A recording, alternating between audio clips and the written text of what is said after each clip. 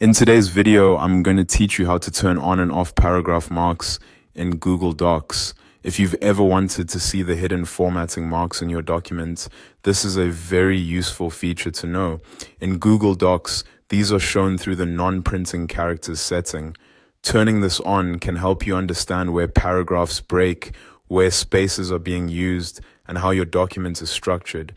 It's especially helpful when you're editing, troubleshooting, formatting issues, or cleaning up a document before sharing it. To get started, go to your Google Docs and open the document where you want to view paragraph marks. Once your document is open, look at the top menu bar and click on View. This menu contains several display options that control how your document appears while you work on it. After you click View, find the option labeled Show Non-Printing Characters and click it. As soon as you do that, Google Docs will display the hidden formatting symbols in your document.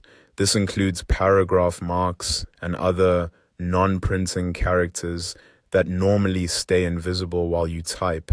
These marks won't appear when you print the document, and they also won't be visible to readers unless this setting is turned on in the editor.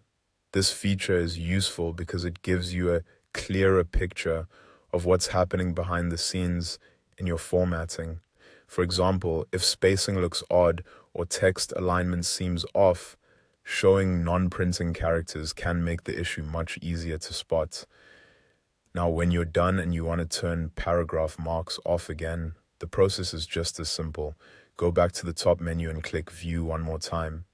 Then click Show Non-Printing Characters again. Since this is a toggle setting, clicking it a second time will disable the display and hide those formatting marks from view.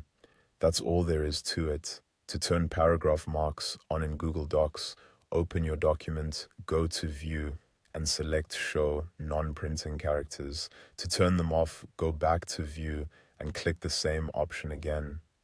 If you work with formatting often, this is a great setting to remember because it can save time and make editing much easier.